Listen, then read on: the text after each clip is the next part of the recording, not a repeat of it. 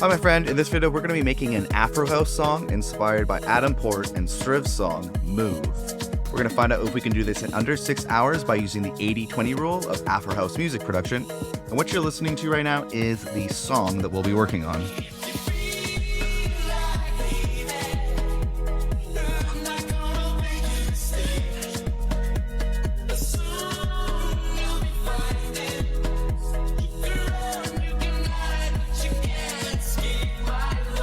And now what you're looking at is the Ableton project file that we'll be working on this video. What we're going to do is we're going to go through things in the order that I actually built them out so you can follow along when you're building out a song like this.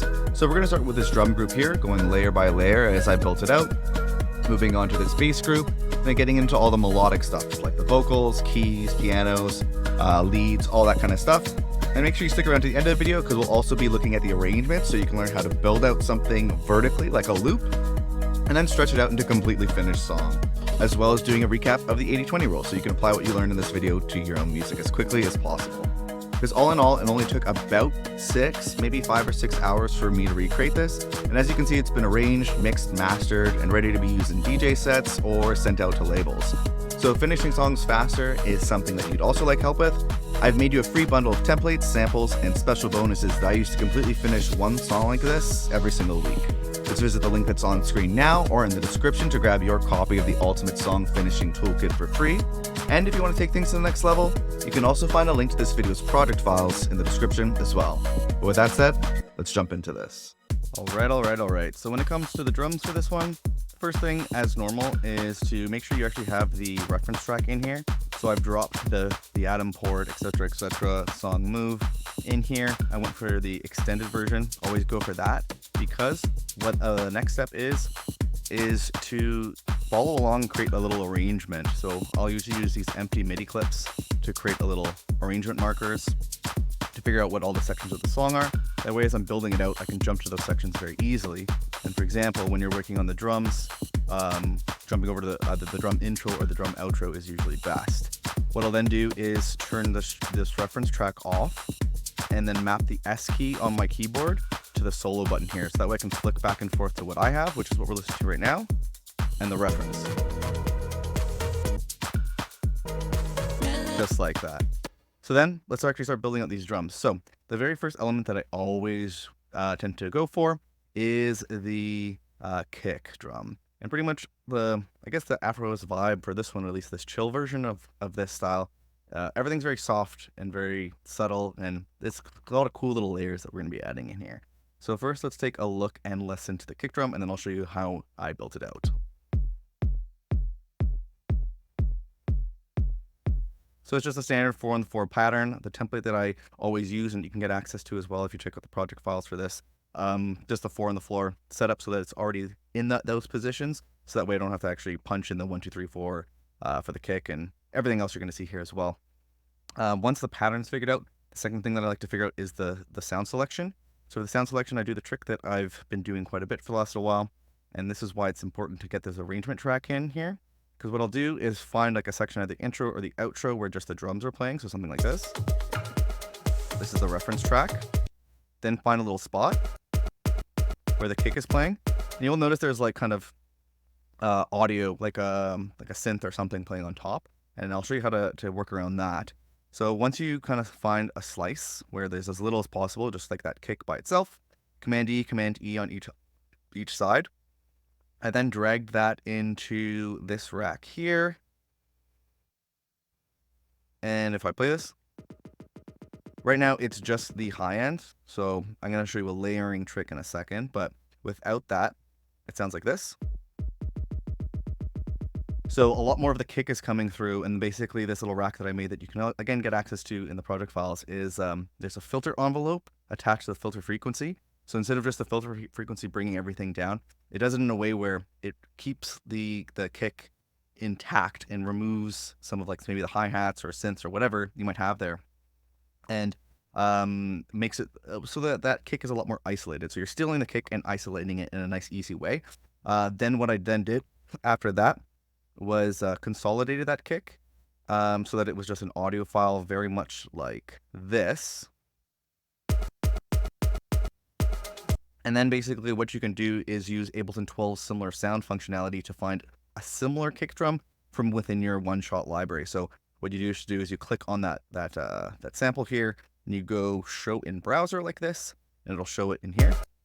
And then what you can do is press this little button here, and it's going to show you this, as well as a bunch of kicks that sound similar based on like AI or machine learning, whatever the heck it is, Ableton's using that feature. So then the idea is once you have that, to build out a small little library of that actual kick that you took from the track, and then some similar kicks. And I ended up with this one from Rocket Powered Sound here. So then the idea is once you've built out a little library, you're gonna want to get a little loop going. And I'd be actually looping this in, like, say, the drum intro here. Loop like the drum intro. So we're playing what we have, and flicking back and forth what we have, and the reference track almost musically in time like this, so you can almost hear your kick in the song in a sense. And then what you can do is move the kick up and down, either on the MIDI track here, or if you have this like little rack that I have, you can use this selector to move the value up and down. So it's cycling through the different kicks in that you made in your little drum rack. That way you can find something similar and jump back and forth. Then the next thing that I did after that I like to do is, if you see in the stolen kick here, I actually have this high pass off, or high pass on, and I'm cutting it around 290 hertz, so I'm getting rid of a lot of like the low end and the body of the kick. That way it's mostly just taking some of that mids and highs, like the character from that kick that we stole, and then I'm layering it and reinforcing it with a one shot. So that's what ends up sounding like this. So without that stolen kick, and then with it, adds a little bit more character and a lot more from the actual song. So this is a cool way that you can use one-shots in your library to find something similar to stuff that's actually in the song without fully just taking a stolen kick, which sometimes can sound a little rough because it's, mixed and mastered and all that, and there might be other elements in there. But other than that, not too much in terms of processing, because the main thing is getting your volumes right. So once you have the pattern, and then once you have the right sounds, it is to flick back and forth, really listen to that kick, and try to get the volumes at a similar level. Then, other than that, any little processing I'm doing, I'm adding a little bit of this drum bus, mostly introducing this boom character here, and then I adjusted the frequency so that it just sounded a little bit better to me, brought the damp down so it's removing some of the high, and I adjusted the dry and wet a little bit. So if we listen to it with it, and then without, it's adding some like more of that like subby low end that I feel like really can help fill out the sound a lot, especially when you're working with some of the stolen samples. And then we're shelving out a bunch of the highs because I think that's kind of a characteristic in this more Afro House style. A lot of stuff is more curved off and mellowed. It's a lot more like subtle and chill. So then the next thing that I usually do is I'll be listening to the reference and use my ear to figure out what I feel like is the next most important element. And for me, what I was hearing was like the shaker. Sorry, let's play it. Because very, very chill. There's no like big open hi-hats like in house music, or like a big clap or snare like in house music. It's a lot more chill. It's like a kick and like just shakers and cool little percussions and stuff. So the next element that I added was this shaker here.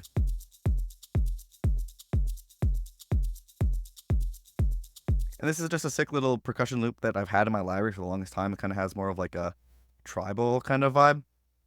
And we're just rolling off a little bit of the highs, a little bit of this one knob sidechain, which is just an Ableton shaper device, going to quarter notes, quarter notes is what that kick is playing, and it's just ducking the gain. So that way I don't have to do any kind of annoying compressoring and like adding a compressor and then routing it to the kick and adjusting all those compressor settings. It's just a quick one knob can kind of get a little pumping sound, so it's kind of making room for the kick to come out more, and then also adding a bit of groove as well. But other than that, the main thing was like just flicking back and forth, listening to the shakers,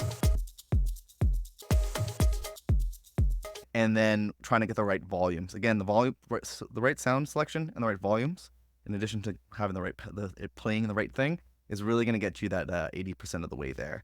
The next thing that I added in was this additional shaker. I called it a pan shaker, because I could hear kind of like a little bit of a shaker coming in at the beginning of each little phrase, and kind of like one was playing on the left and then one was playing on the right. So let's listen to the reference first.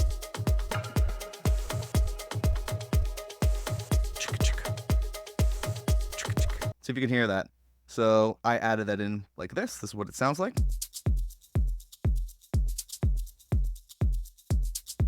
And soloed.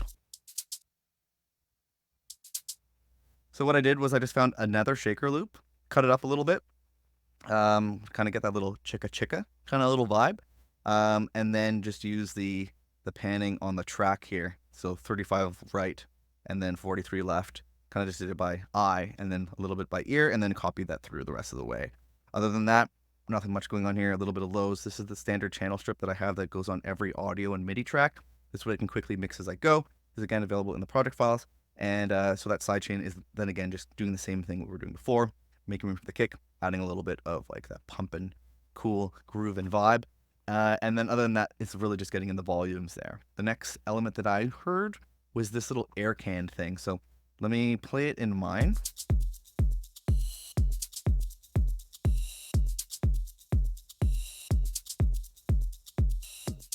So if we hear it in the reference.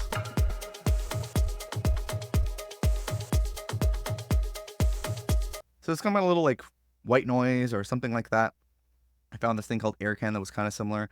The only thing is I grabbed it, cut it into the length that I wanted. It's kind of playing on like this part, like ch, ch, ch, ch, ch, like that. And then I did play, I think I played with the pitch in some way. Yeah, so the first one is like at the pitch it was naturally at, and then the following ones are -1. Just a way to kind of like, I don't know if it's necessarily a track, it's something I did a creative liberty there to kind of make it sound a little bit more evolving and changing over time. But other than that, I added a bunch of reverb on my sidechain here, or my return. So I have the Valhalla Vintage Verb. Main thing here is I use the reverb calculator to find out this is like, I think a half note. So the delay is a half note, so it's musical as opposed to just randomly dialed in. And then the volume really was the main thing there. In terms of any processing, removing a bunch of lows, shoving out a bit of the highs, and a little bit of sidechain for pumping. Move on to the next element, which was these kind of subtle toms. So let's have a look and listen. And we'll solo it.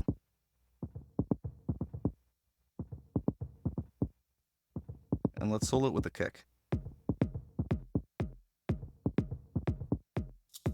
And then let's solo with a reference. So similar, I feel like the one in the actual tunes kind of has this rhythm, like do, do, do, do, do, do, do, do. So kind of trying to find something like that. I just looked up some like tom loop on Splice and then chopped it up a little bit so that it's kind of doing something similar. So do. So it's similar, not exactly the same, but also usually when I do remakes like this, I want to slowly evolve it over time so it's not a carbon copy so that I could actually turn it into something that I could release. This one, I have a little bit more lows coming in. Normally I have this channel strip set up to be at cutting off at 200 hertz, and I've dialed it back a little bit and even bumped it up a little bit, trying to get some of that kind of low tomminess working with the kick drum a little bit. We have a little bit of sidechain, so it is pumping, making room for that kick, and then a little bit of this width plugin. So this is a free plugin called Polyverse Wider, really, really cool. I've just mapped the main knobs to this Ableton rack so I can quickly dial things in, pushes things to the left and right, makes things a little bit more stereo, and makes room for stuff in the middle. And that was really it. Main thing was, again, dialing in the volume. The next thing I added in was this kind of percussion-y, it's the closest thing to a snare kind of, or a clap that's in here. So let's have a look and listen. Solo it. So this is, if you listen to the reference, try to have a listen to kind of like almost like the clappy, snarey kind of bit.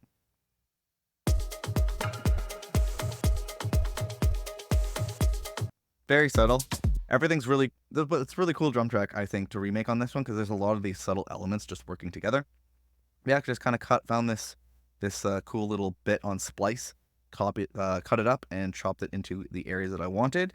And then in terms of any processing, just again, removing some lows, a bit of the sidechain, a little bit of saturation here to add a little grit to the sound, and a little bit of, I guess, almost how I've always been describing it as it kind of adds more fullness because it's adding some extra harmonics. And this is just the Ableton Saturator device, again, mapped to a one knob device here. So I can just do it with one knob.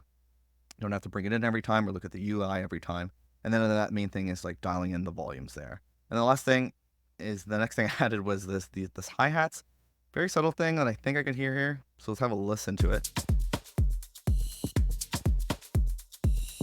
Let's solo it.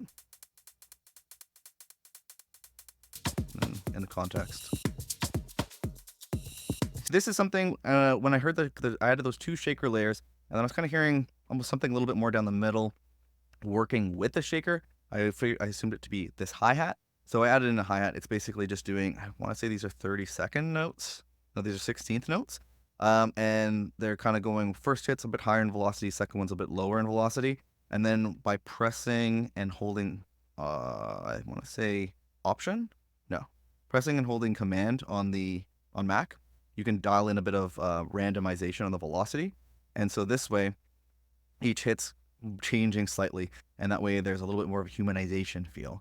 So that's one trick there. Other than that, dialing in the volume is really the main thing, and removing a bunch of the lows here, so it's very much just the high end. And using this Kilohertz Transient Shaper, which is another free transient shaper plugin from Kilohertz. What I did again here is map the core knobs to an Ableton rack, so I can quickly just dial things in.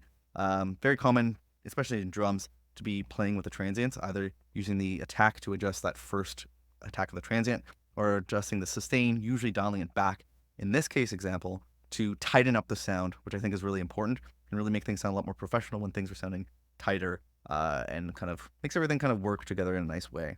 Then we're doing a little bit of that one knob side chain, and then using this auto pan to just make those hats just move a little bit in the middle, moving center middle kind of thing, a little bit left and right. It's kind of a cool vibe. I don't think that was at all in the reference track. Something cool that I wanted to add in there. Let's see. No open hats. Then I would say, okay, then the next thing I added was in this clap, comes in throughout in the second half of the tune. So let me show you what that sounds like over here. All right, let's turn it on first.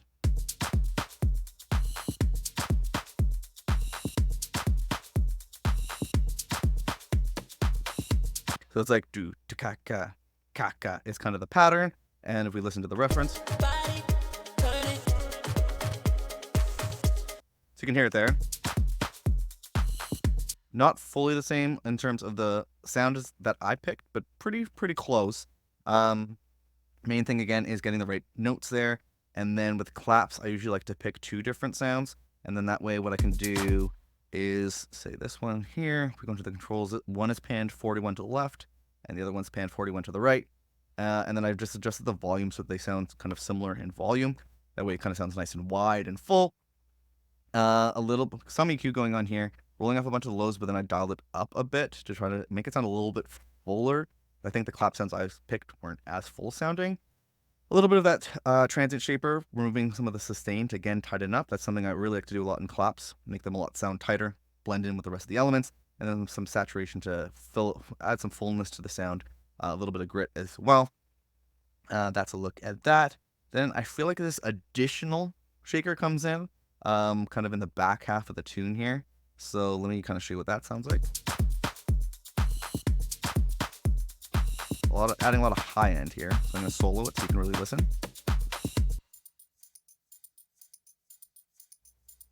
And then in context.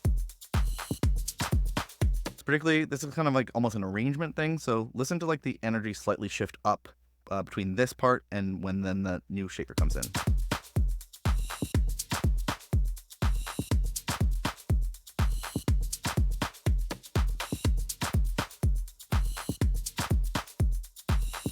There, hopefully you can kind of notice that. It's subtle, and that's one really cool thing about the drums in this track. All these little subtle small things adding up, which is really cool.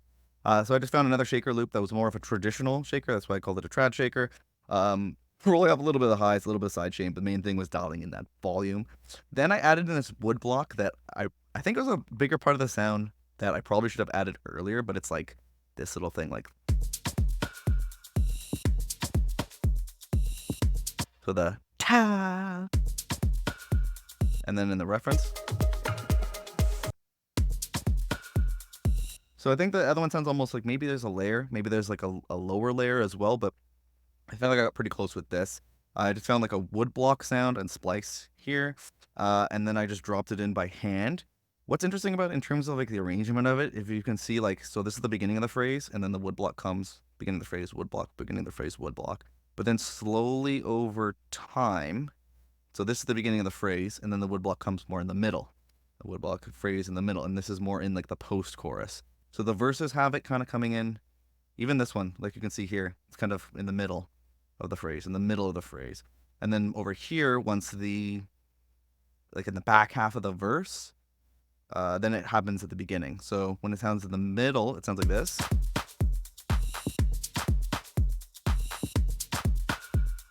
Right? And then in the beginning of the phrase, it's like this.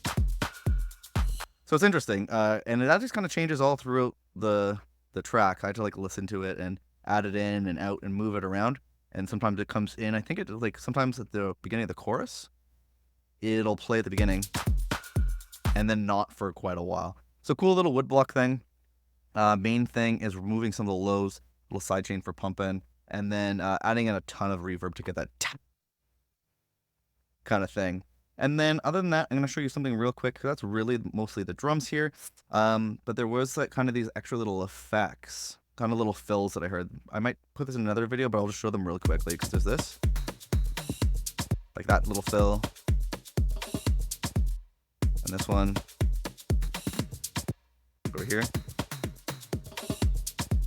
So yeah, I guess I'll show it real quick, but it's just like toms cut up, different like bongos cut up, and then I had an erosion. It almost sounded like there was like a little bit of this like distorted kind of little element to it. A bunch of EQ trying to soften it up and remove some of the lows, some saturation to fill it out, removing a bunch of the sustain to make it really tight and just blend in a lot. But I think this I'll probably cover in another bit because I don't consider it as much drums. It seems more like effects to me. But yeah, that's a good look at the drums for this one. Super cool, really subtle stuff here. A lot of elements working together and a lot of changes happening throughout the track. So definitely check out the project files if you want to get a good deep dive on like all these little micro changes happening to make the song evolve over time. It's really cool stuff. All right, so now let's move on to all the melodic stuff. So after getting the drums down, the very first thing I always do is get the bass in. So let's take a look and listen to that.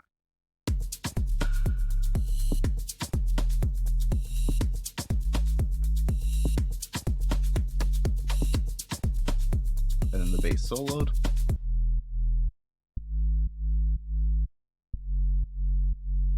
So you might want headphones for this because it's pretty much just a sub bass.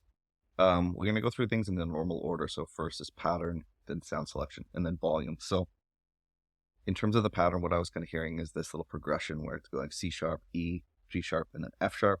The way I found this was I just used Beatport to find out what the key of the song was and then switched it up over the top here so that all the scales are kind of highlighted, and then moved around the notes until kind of I found the right thing. So the way that I do it is just like with the drums, flipping back and forth between what we have here and the actual reference. So something like this.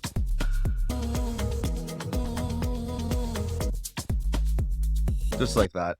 So the key is to really like focus in on the element that you're working on. In this case, it's that sub. So when you're flicking back and forth, there's a lot of information going on in the reference. You got to try to do your best to just focus on the element that's needed. So once I found this, it's kind of, in terms of the pattern, it's more or less just like a sustained note, but it doesn't hit right away. So it's like a call and response to the kick almost. So let's kind of look at the MIDI information, the notes. Once I had the notes down, I then got the sound design right. So what I was hearing really here was mostly just like a sub bass kind of sound. There might be some kind of like that re-space sound above it, but it was very mellow. Either way, it was very like a lot of the highs have been filtered out. So I just took it simple and just made it a sub. In terms of the sound design, I have this thing I've created called the V sub, and it's really just an operator just doing a basic sine wave. Basic sine wave gives you kind of like the purest, lowest end that you can get without too much fussing around on it. And then I have it set up so there's these different levels of saturation that I could dial in. The saturation gives it a little bit more of like grit and character, and it also helps it kind of punch out of like crappier speakers like headphones and laptop speakers. But other than that, there's nothing too much going on here. I'm rolling off a bunch of the highs. So right here, there's just a, if we look here, an auto filter, bringing down some of the high end here, just rounding it all out. Super simple stuff, nothing too crazy. Then other than that, the main thing is once the sound design is figured out, flicking back and forth so that you can just get the volumes right. So it's like flicking back like this, is what we have, and then the reference. So I feel like mine is maybe a bit stubbier, a little bit more low end. That's kind of a bit of a preference. And again, when I usually like to do these remakes, the idea is to start with making it as faithful as you can, so you're learning a lot, but then to start take your own liberties, create your own thing, so you can turn it into an additional song, something you could actually release instead of just like a carbon copy that's not too useful other than anything other than just learning. But once that was done, the next thing I like to do is the vocals. Usually just I'll jump back and forth between the vocals or the bass. They're so important in dance music that I try to nail those first. In this case, I went with just kind of fully copying the bass line. I feel like if I were to fully release this or do something with this eventually, I'd have to do some more changes. This is quite faithful to the remake, but I played around with some ideas to get a cool remix version on top, and I end up with this like sick Enrique Iglesias tune. So I'll show you a little what that sounds like.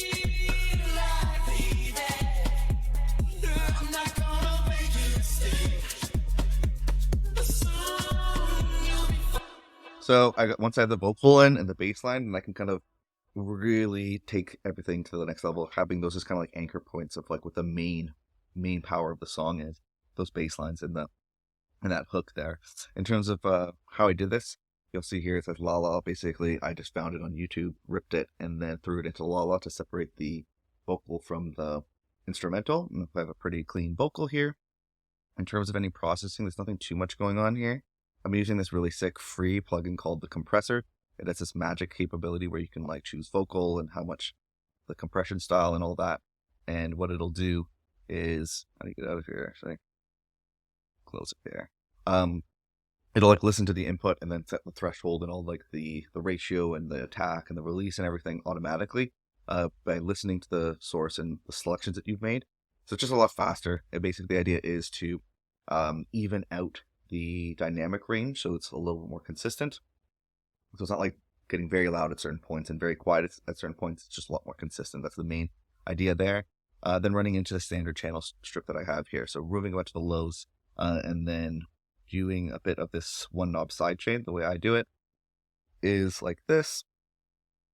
It's using an Ableton shaper, doing like the kind of LFO tool shaper shape. It's going to quarter notes. Quarter notes are what the kick is hitting at.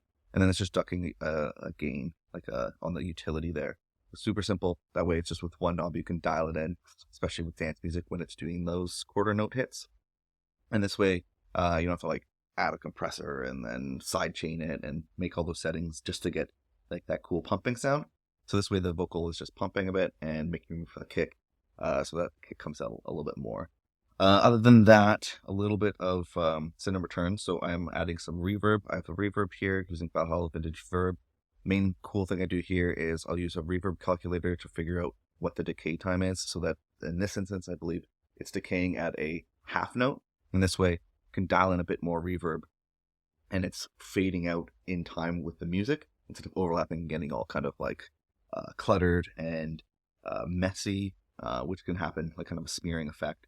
And then a little bit of, I have a short delay and a long delay. One is at eighth notes and another's at quarter notes. So just dial that in a little bit to add a little space and kind of put it in like a room almost. Then other than that, the main thing though is flicking back and forth like this.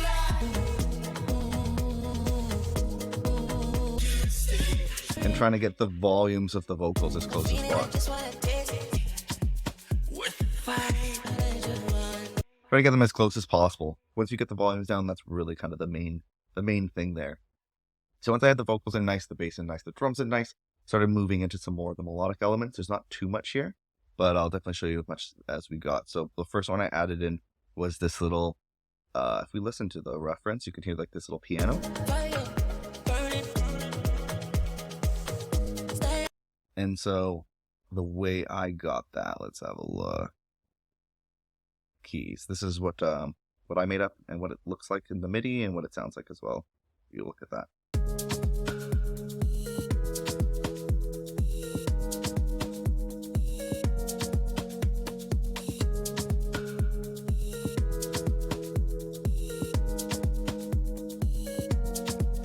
So the first thing was to get the the notes correct. And the way that I did that is, if you see here, there's a lot of like notes that I've soloed out, like I've muted them. Basically what I did is I grabbed a section of the tune from the actual reference here and dragged it into an empty MIDI slot. And that allows you Ableton's like audio to MIDI program to kick in. And then it'll do its best to give you the right notes based on that information. And then I kind of just played around with it until I got something right. So it's kind of this chord with this little lead note that happens in between each chord. And it kind of ends up adding as like a top line melody to the chord progression. I'm assuming it's kind of somewhat following the bass line. I'm not a music theory master. Really, this is all about like finishing songs quickly, using a reference here, keeping high quality, and then moving on fast, as opposed to, at least that's my perspective of it, not trying to get bogged down in music theory or sound design. It's about finishing songs from my perspective. So once those notes were set in there, the next thing is to choose the right sound. So what I did is I just looked up like a kind of electric piano sound. I just typed that into Splice and then found something with like a single note, and then dragged it into Ableton here, and then have it on an Ableton sampler device. And then this way it's actually triggering the notes like this. And so it's hitting multiple notes, so it's actually following the MIDI chord progression. Sure, you could definitely get like a nice electric piano VST, or like try to figure out sound design and take like 2 days to get that, but I'd rather just find a nice sample and just move on quickly from that. Again, trying to move fast and finish songs is kind of the idea here. In terms of any processing, I threw on this. I love this little crystallizer device. It's like a granular echo. This is definitely not in the tune at all. But it adds like this cool ambience and ethereal kind of interesting sound that I like a lot in my music. So this is more of my own choice there. And then moving through the rest of the channel strip here, we're moving a bunch of the low, so we're making room for the kick and the sub, so that the most of the song's information, that low end is mostly just taken care of by those elements. And then a combination of a high pass filter, removing some of the high end, and a little bit of a shelf filter to more naturally remove some of the kind of the mids. Just trying to push it in there. It's very subtle elements here. I'll try to make room for like the percussion and the vocals is really what's going on. A little bit of sidechain, so again, kind of giving that pumping sound and also making room for the kick. A little saturation to fill out the sound a little bit, add a little grit.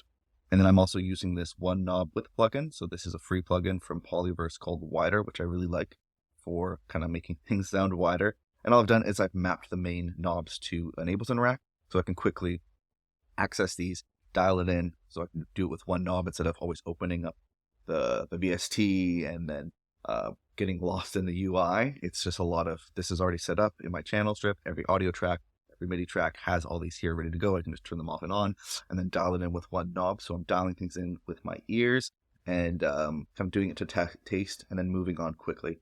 That's kind of the mix as you go strategy that I like to use. Quickly get things done, move on to the next part. You can always come back to it later, but trying to make it sound as professional as you can with as few steps as possible and then move on as fast as you can. So with this plugin, we're pushing things to the left and right a bit, making things stereo, leaving space for the really important elements in the middle, like the vocals, to really occupy that space. Other than that, the main thing again is flicking back and forth. So this is what we have to the reference. Back and forth, kind of rhythmically and on time like that. And adjusting the volume so you get somewhere in the ballpark of that reference. And then again, then you can also make some creative liberties on your own to kind of make it sound a bit more unique. So this one, if I was going to release, I'd have to also adjust this part because this is pretty faithful to the original. Too faithful, I would say. The next element I added was a little bit of, again, a personal flair. So I added in this interesting little, I wanted something a little bit more to it. So I added in this, I found a sample of an interesting piano part and then added a bunch of weird effects to it. So let me show you what that sounds like. It says soloed.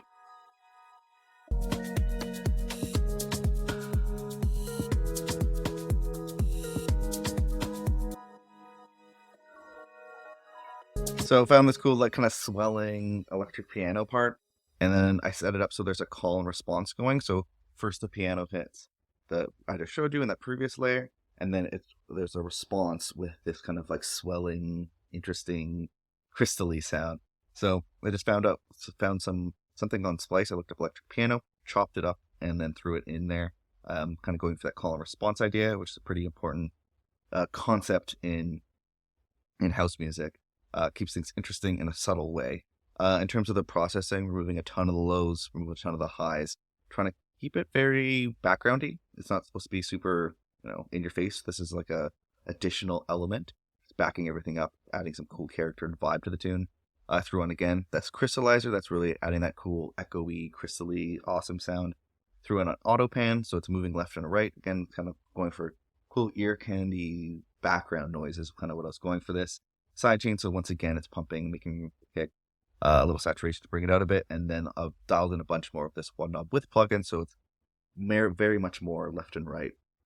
So it's out of the way, and it's kind of definitely a background element. Definitely not in the tune, but it's something I really wanted to use to fill out the sound a little bit more and take my production in a different direction. The next thing I added in was this dings thing, so let me show you that.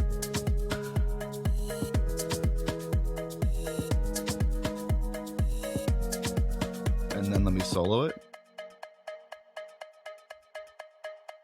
So this, if you listen to the reference track at the beginning, you can really hear it there. So that's kind of what I was going for. It sounded like some kind of sample. I had a hard time with this one, but I found something kind of cool. So I broke it down to 3 layers. Let me show you how this came to be. First is, found this pattern where it's just kind of like, it's just like, I think this would be, I don't know what the division is, but there's a bunch of notes here, and I played with the velocity, so it's not like too straight. It's a little bit more humanized. Here's a look at how it turned out. And then this first layer sounds like this. Kind of weird. I think what I did, I found like a timbale sound, and then threw it in as just a sample. So it's just triggering that one sample, rolling off a bunch of the lows. Using this other device that I really like a lot, it's a kilohertz transient shaper. It's free as well, and again, I just mapped the core knobs to an Ableton rack. This plays with the transients, and so in this instance, we're pulling back the sustain, which tightens up the sound quite a bit. And having tighter sounds, I feel like, is pretty important for having a professional sound.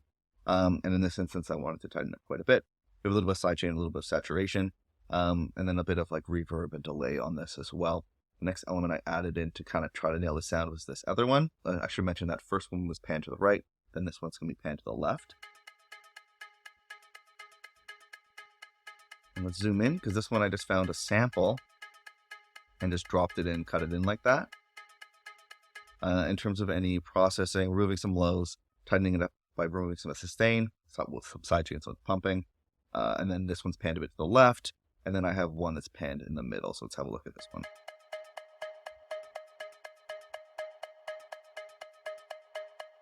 So for this one, if we look at it, I think it's all the same. Yeah, basically I just played with the volume of each one of these chops to make it a bit more dynamic, so it's not just hitting straight all the time and sounding kind of like robotic and shitty. But yeah, let's look at that one that's panned down the middle. Kind of similar stuff, removing a bunch of the lows, tightening it up by removing some sustain, a little bit of sidechain pumping. And that's a look at the ding.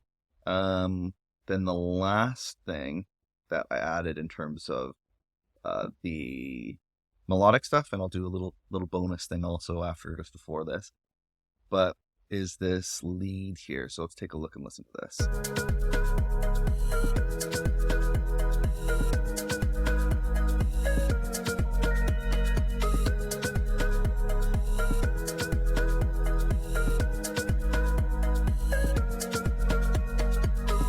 So this just happens kind of at the end in the post-chorus each time. And so there's a look at the MIDI. I just did this by ear, flicking back and forth between the reference. No idea what's going on music theory-wise, but again, same trick as before. Or didn't use the audio to MIDI trick. I used the just like set up Ableton so you can see the right notes, and then just use my ear to try to get everything right. I ended up with 2 sounds to try to get this one. One's panned more left and one's panned more right. So the first sound is this one. So for this one, I looked up like plucks on Splice, and you can see it's like a longer loop, but I just grabbed the bit that I like. So this way, and then I right clicked it and converted it from simpler to sampler. So before it was a simpler, and now it's a sampler. When it's in a sampler mode instead of the simpler, the cool thing here is over here, if you look at root, you'll see the root is G3. It's usually set to C3. So this is useful where, say, this sample that I found, it was in the key of G. So by changing the root, it's going to know that that original hit is a G. So when you're programming in the MIDI, it's not going to be all off by like a bunch of semitones or anything like that. It's going to basically correct the instrument so that the MIDI that you play, like a C, is actually a C. Instead of when you hit a C, it's actually triggering a G. Hopefully that makes sense. But moving up from that, removing a bunch of the lows, picking sub and all that, tightening up the sustain, so we're having a tight professional sound, a little bit of sidechain, so it's pumping and making room for the kick, and then bringing that sound out a bit with some saturation here. And I should mention that saturator, it's just the Ableton saturator. I've just thrown it onto here in this little rack that I built, because usually when I bring in the sidechain, that lowers the volume, and something I like to do is bring that volume back up with saturation, but that's like a personal thing. I don't even know if it's the right thing to do, so definitely keep that in mind there. And then the next element I added was the right version, which sounds like this.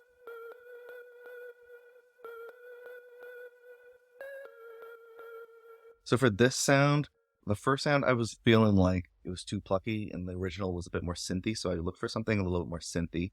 Found this one, and this time you can see it's different looking.